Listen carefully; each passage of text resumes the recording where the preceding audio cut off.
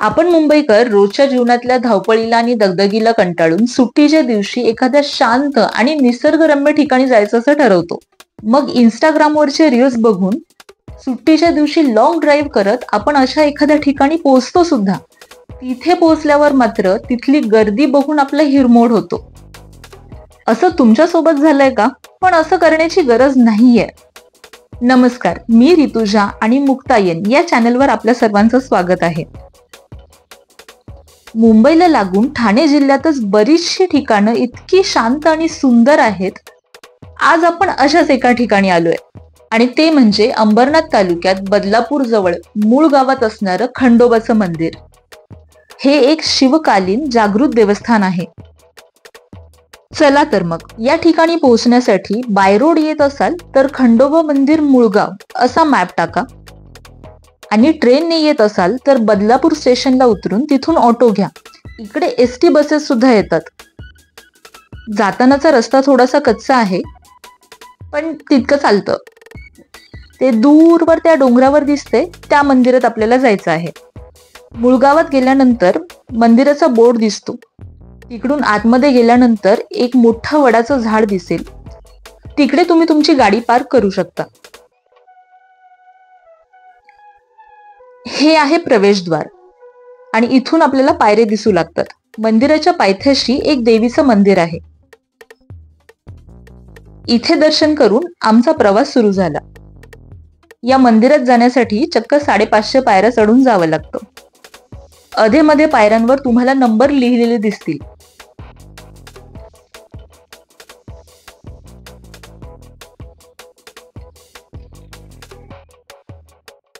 जवळपास 200-250 पायऱ्या चढून झालं की आपल्याला डोंगराच्या पायथ्याशी घनदाट झाडी आणि हिरवागार निसर्ग दिसायला लागतो. याशिवाय इथल्या पायऱ्या चढताना आपल्याला आपल्या खऱ्या-खुऱ्या शारीरिक क्षमतेचा अंदाजही येतो बरं का.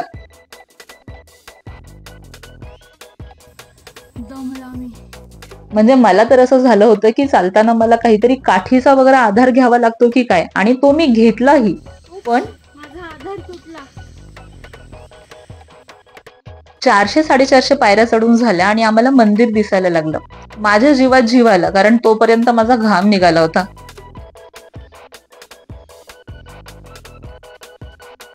आणि फायनली आम्ही मंदिराजवळ पोहोचलो. इथे वरती पोहोचल्यानंतर खाली जो नजारा दिसतो ना, आहा.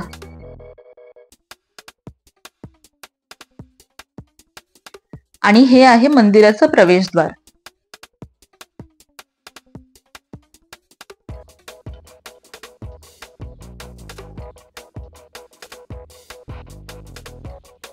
मंदिराच्या बाहेरच एक सुंदर अशी दीपमाळही आहे. मंदिराजवळून बाहेरचा निसर्ग अतिशय सुंदर दिसतो, अतिशय सुंदर. एका वाक्यात सांगायचं म्हटलं तर मनशांती, निसर्गाचं सानिध्य आणि अध्यात्म याचं परफेक्ट कॉम्बिनेशन आहे हे ठिकाण.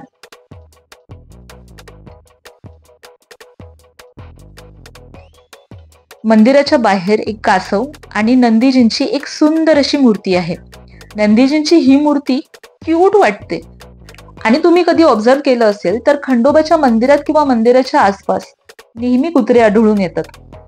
कुत्रा या प्राण्याला खंडोबाच्या परिवारात महत्वाचं स्थान आहे, कारण असं मानलं जातं की कुत्रा हे भैरवाचं वाहन आहे. मंदिराच्या गाभाऱ्यात खंडोबाच्या मूर्तीची प्राणप्रतिष्ठा केलेली आहे. याशिवाय इथे श्री खंडोबा, बानू, म्हाळसा यांची शिवलिंगेही आहेत.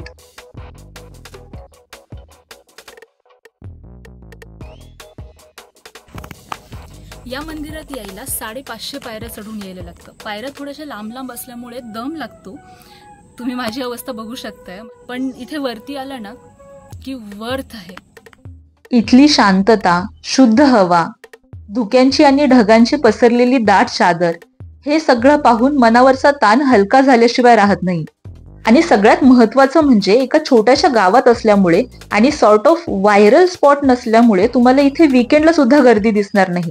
तसेच या ठिकाणी दुकानांची रेलचेल किंवा शॉपिंग मार्केट वगैरे असं काही नाहीये. त्यामुळेच इथली शांतता टिकून आहे. देवदर्शन करून आम्ही परतीच्या वाटेला लागलो. ज्यांना ट्रेकिंग करायला आवडतं त्यांच्यासाठी हा एक उत्तम पर्याय आहे. म्हणजे जे ट्रेक करत नाहीत तेही येऊ शकतात थोडंसं थांबत. आम्ही आलो तेव्हा पाऊस पडत नव्हता, त्यामुळे बघितलं असेल तुम्ही की पाठीमागे एकदम छान हिरवळ दिसत होती आणि पाठचा सगळा नजारा दिसत होता. आणि आता पाऊस पडतोय तर पाठीमागे दिसत नाहीये काही, पण तरी पण म्हणजे इतका छान पाऊस आणि असं निसर्गरम्य वातावरण, याच्याशिवाय चांगला दिवस कसा असू शकतो ना. खरंच रोजच्या आयुष्यातली कटकट सोडून असा छानसा निसर्ग, अशी शांतता, देवदर्शन असं आठवड्यातून एकदा तरी व्हायला पाहिजे. पण 550 पायऱ्या उतरून परत खाली आलेलो आहे. मी भिजली आहे कारण की पावसाळा चालू झाल्यापासून माझी पावसात भिजायची इच्छा राहिली होती. तुम्ही जाताना मात्र छत्री घेऊन जा, नाही नेलं तरी चालेल, पावसात भिजायला मजा येते. तर मग तुम्ही कधी जाताय या गर्दी नसलेल्या पण शांतता असलेल्या ठिकाणी? व्हिडिओ आवडला असल्यास लाईक करा, शेअर करा, कॉमेंट करा आणि चॅनलवर नवीन असाल तर सबस्क्राईब करायला विसरू नका. पुन्हा भेटू अशाच एका नवीन ठिकाणासोबत. तोपर्यंत थँक्यू अँड बाय बाय.